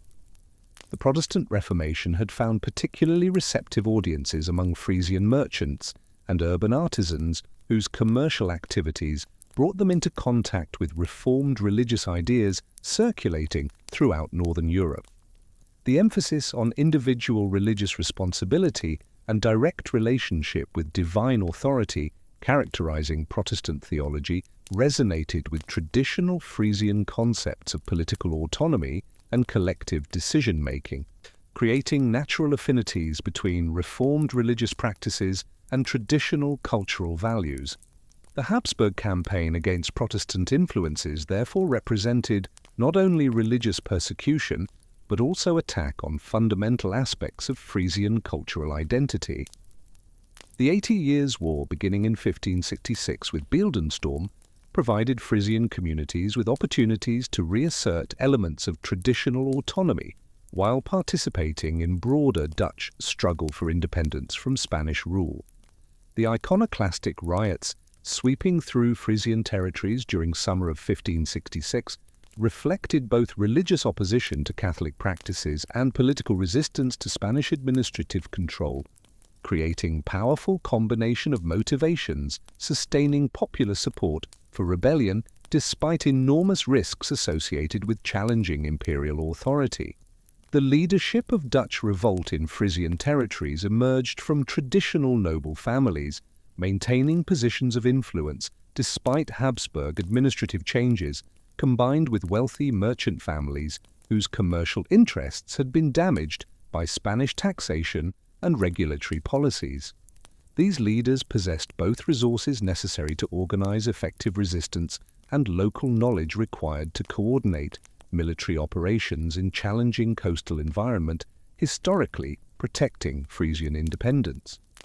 The siege of Alkmaar in 1573 demonstrated continuing strategic importance of Frisian territories in broader conflict between Spanish forces and Dutch rebels, as control of coastal regions provided access to maritime supply routes and international support, proving crucial for sustaining prolonged resistance against superior Spanish military capabilities.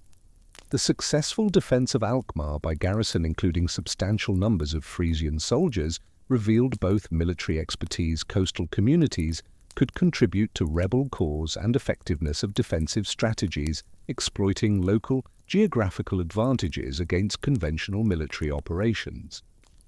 The flooding tactics employed during Alkmaar's siege exemplified adaptation of traditional Frisian water management knowledge to military purposes, as defenders systematically destroyed dikes and opened sluices to create extensive flooded areas, preventing Spanish cavalry operations, while providing defensive barriers crossable only at predetermined points controlled by rebel forces.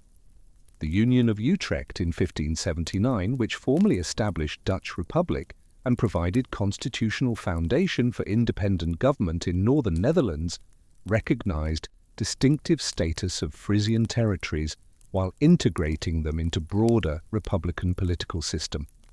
The federal structure established by Union preserved elements of traditional Frisian autonomy through provincial representation in States General, while creating mechanisms for coordinated defense and foreign policy addressing practical requirements of maintaining independence against continued Spanish military pressure. The economic transformation accompanying political independence created unprecedented opportunities for Frisian commercial expansion while generating new forms of competition and dependency, ultimately undermining traditional economic foundations. The elimination of Spanish regulatory restrictions and taxation enabled Frisian merchants to expand trading networks throughout Europe and beyond, but expansion required substantial capital investments and created vulnerabilities to international economic fluctuations not characterizing traditional coastal commerce. The Dutch East India Company, established in 1602, provided new opportunities for Frisian participation in global commerce, while creating institutional structures concentrating commercial authority in Amsterdam-based merchant elites possessing greater financial resources and political influence than traditional Frisian trading families. The decline of traditional Frisian maritime commerce during 17th century reflected both changing scale of international trade and competitive disadvantages smaller regional centres faced when confronting concentrated resources and organisational capabilities of major commercial cities. The shift from small-scale, flexible trading operations characterising medieval Frisian commerce to large-scale, capital-intensive operations required for profitable participation in global markets created barriers many traditional Frisian merchant families could not overcome despite accumulated expertise and established commercial relationships. The agricultural transformation occurring in Frisian territories during 17th and 18th centuries represented fundamental shift from traditional subsistence-oriented farming and livestock raising to market-oriented agricultural production designed to supply urban populations and export markets throughout northwestern Europe. This transformation required substantial investments in land improvement, drainage systems, and specialized facilities financed only through adoption of capitalist agricultural practices, concentrating land ownership while creating new forms of rural social hierarchy. The cultural preservation efforts emerging during this period of political subordination and economic transformation reflected conscious attempts by Frisian communities to maintain distinctive aspects of identity despite pressures toward assimilation and standardization accompanying integration into larger political and economic systems. These preservation efforts focus particularly on language, legal traditions, and historical consciousness, providing sources of cultural continuity during periods of rapid change and external pressure. The development of Frisian literature during 17th and 18th centuries represented crucial component of cultural preservation efforts as local scholars and writers began systematic documentation of traditional stories, songs, and historical accounts previously preserved only through oral transmission. The publication of Gisbert Japix's poetry collection in 1668 marked beginning of literary renaissance, demonstrating continued vitality of Frisian language and culture while providing models for future literary development and cultural expression.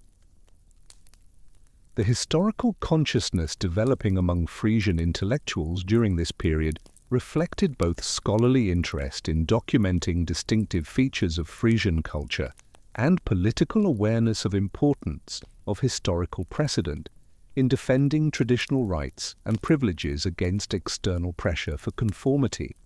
The historical works produced by scholars like Ubo Emmius and Sufridus Petrus provided systematic accounts of Frisian political development, emphasizing democratic traditions and autonomous institutions characterizing traditional Frisian society while arguing for continuing relevance of these traditions in contemporary circumstances.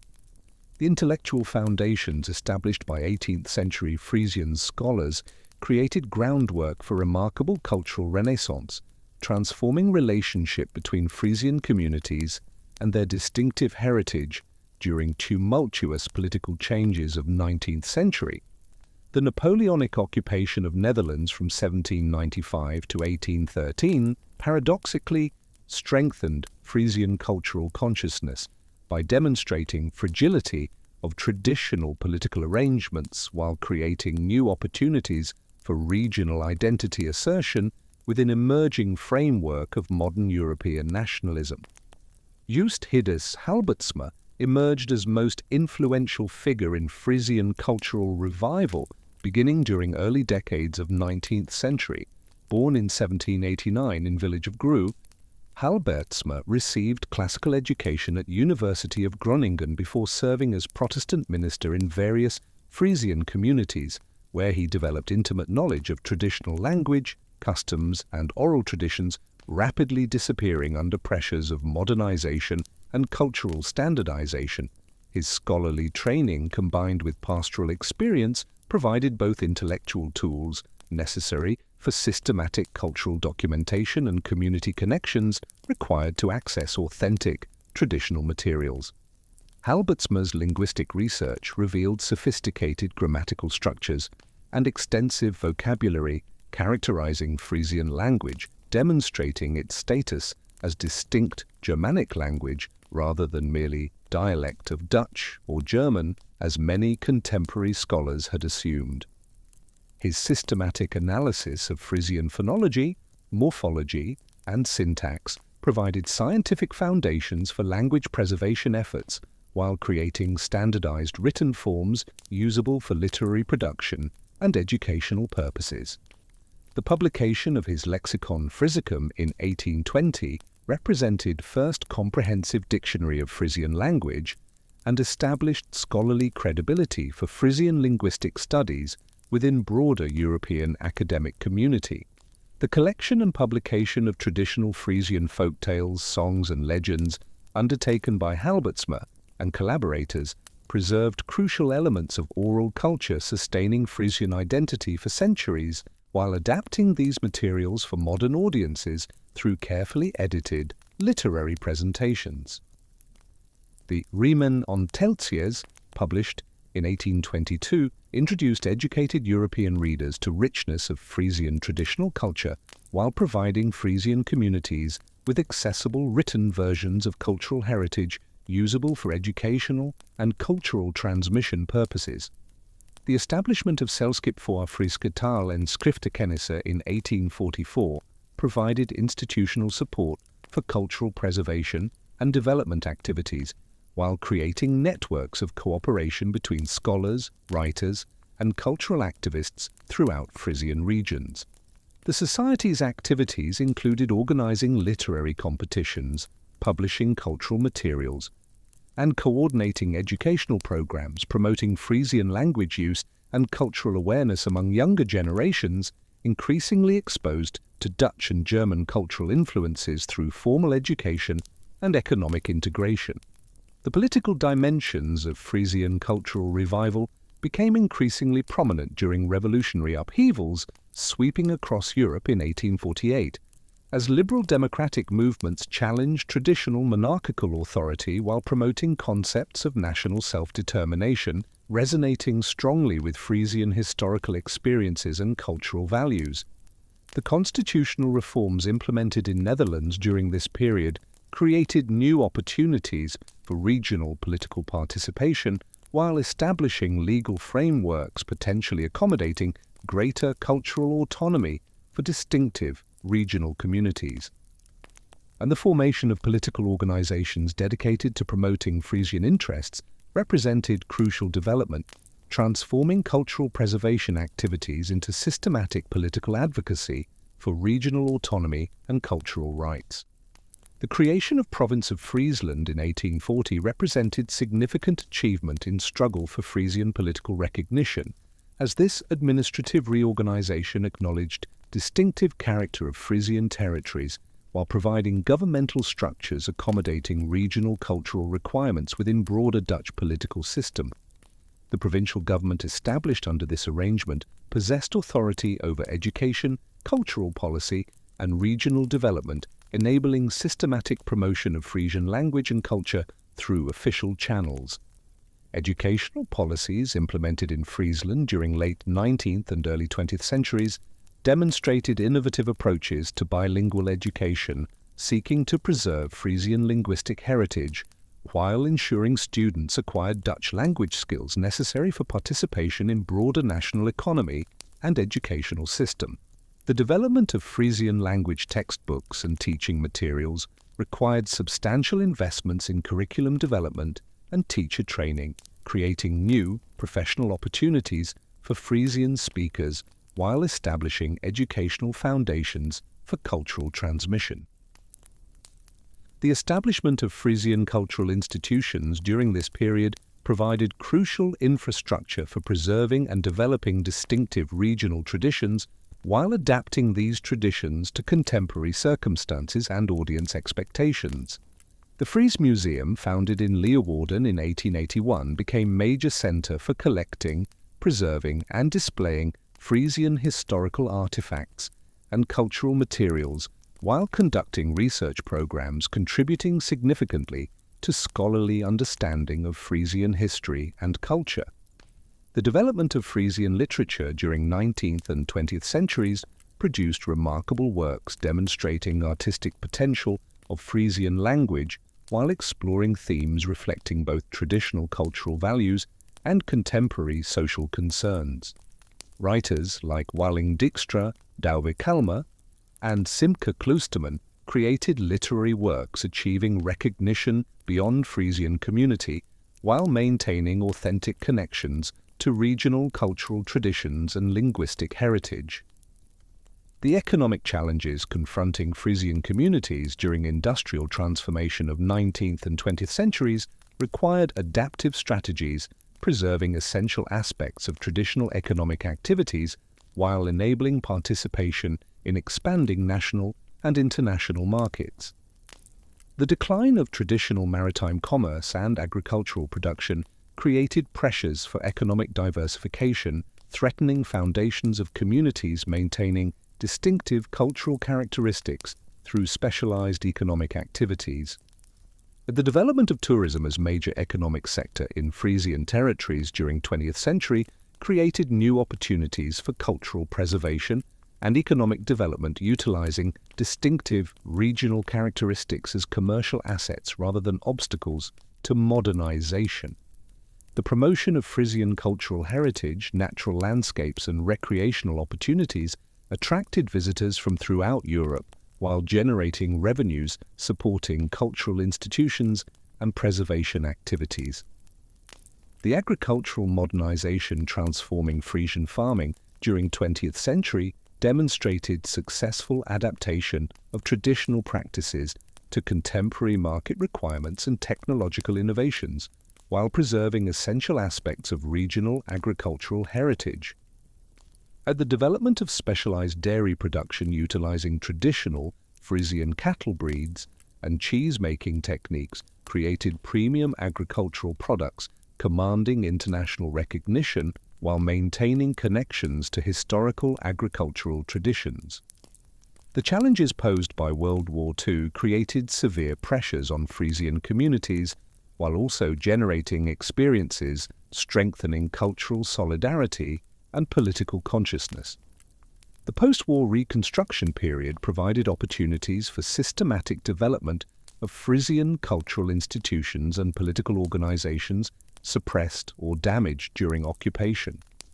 The establishment of new educational programs, cultural organizations, and media outlets created infrastructure supporting cultural revival while addressing contemporary challenges including urbanization, economic modernization, and increasing integration with broader European political and economic systems.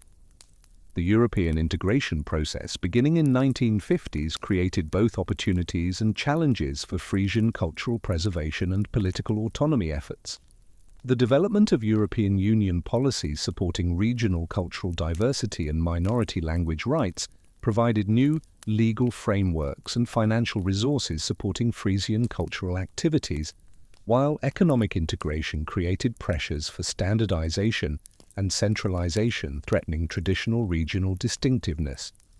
The establishment of European Bureau for Lesser-Used Languages in 1982 provided institutional support for Frisian language preservation efforts, while creating networks of cooperation with other European minority language communities facing similar challenges.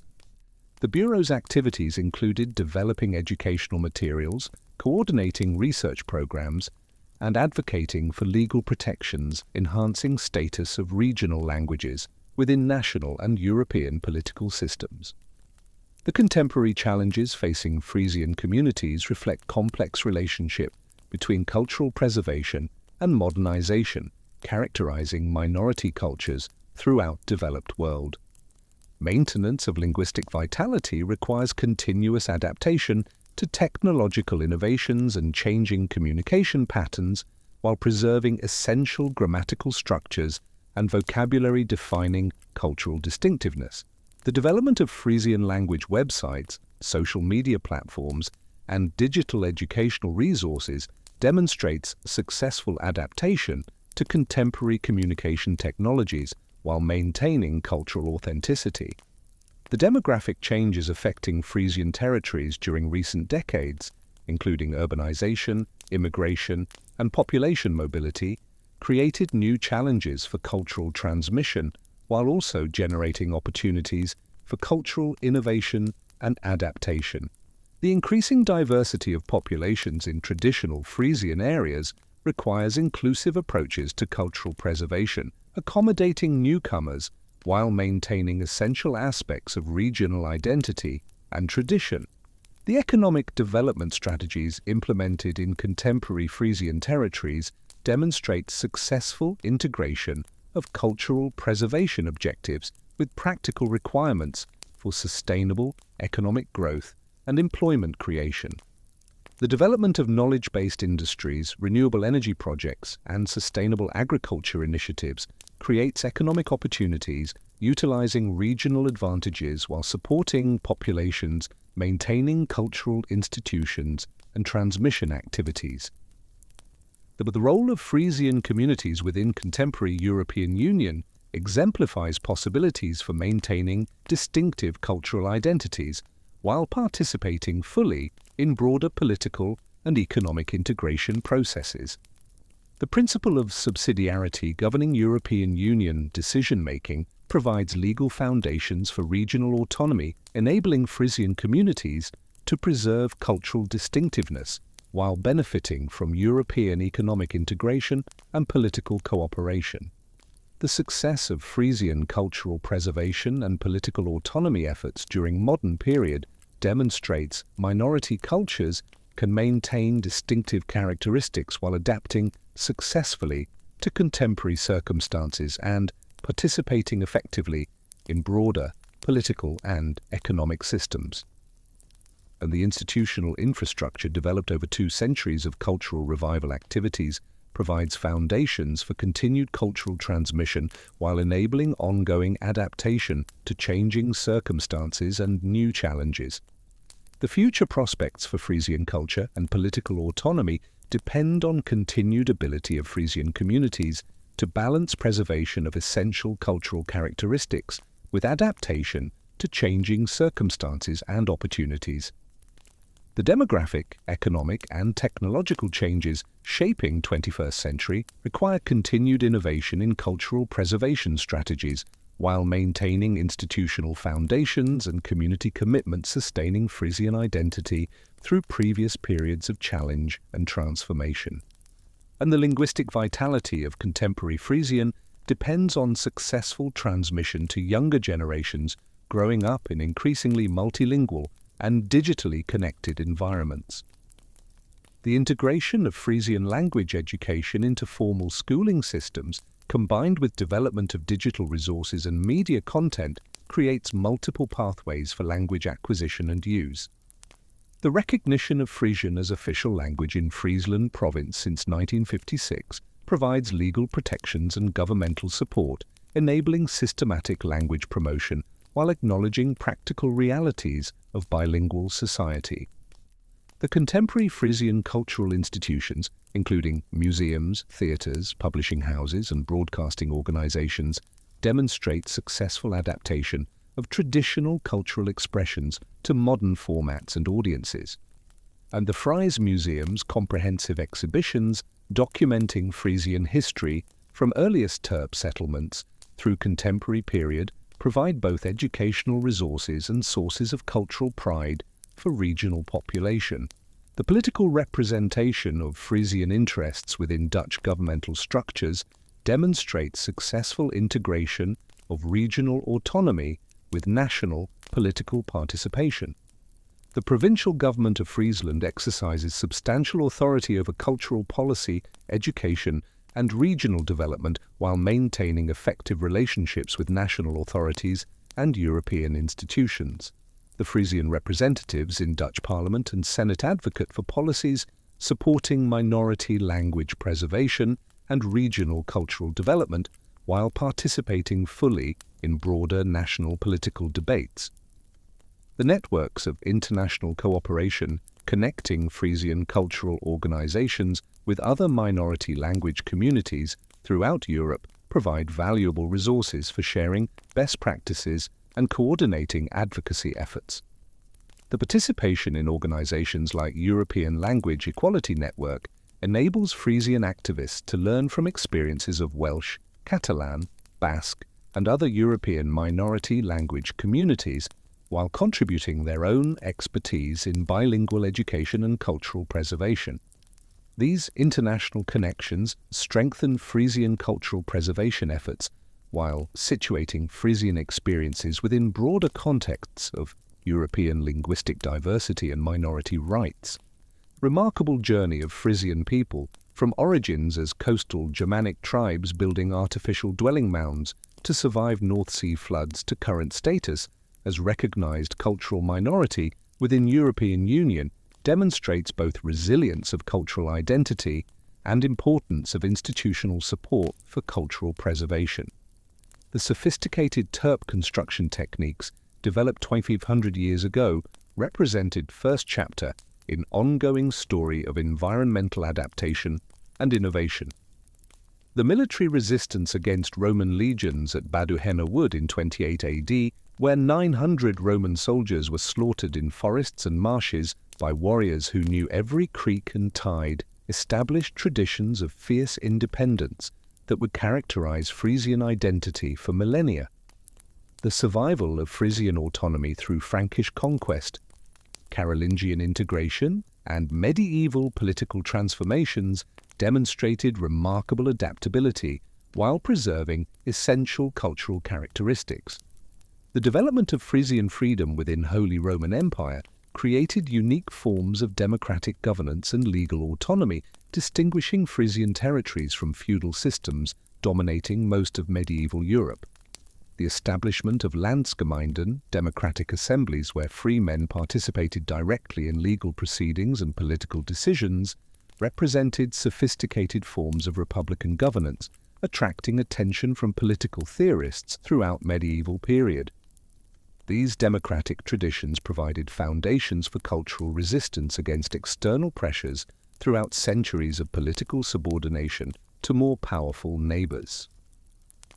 The Habsburg conquest and Spanish rule during 16th century threatened to eliminate Frisian distinctiveness entirely, but participation in Dutch revolt and establishment of Dutch Republic created new opportunities for cultural preservation within federal political structures. The gradual economic marginalization during 17th and 18th centuries, as Amsterdam and other major cities dominated international commerce, could have led to complete cultural assimilation, but conscious preservation efforts by scholars like Joost Halbertsma during 19th century created foundations for modern Frisian cultural renaissance. The contemporary Frisian experience proves cultural distinctiveness and modern integration are not mutually exclusive, but can be combined through careful planning, institutional development, and sustained community commitment to create sustainable foundations for cultural survival and prosperity in interconnected world. The approximately 450,000 Frisian speakers maintaining linguistic heritage while participating fully in Dutch and European societies demonstrate possibilities for minority language survival in modern conditions. The Frisian story, from those first Germanic settlers building turpen above floodwaters to contemporary digital age cultural activists creating Frisian language apps and social media content, spans over 2,500 years of continuous adaptation while preserving essential identity. It's a story of people who learned to build land where there was only water, who defeated Rome's legions in their own marshes, who maintained democratic freedoms when feudalism ruled Europe, and who today preserve distinctive culture while embracing modernity. The Frisians survived because they never stopped adapting, but they also never forgot who they were. Subscribe to Flow of History to explore more stories of resilient cultures maintaining identity against overwhelming odds, from Celtic tribes resisting Roman conquest to indigenous peoples preserving languages in globalized world, proving that cultural diversity enriches rather than threatens modern societies.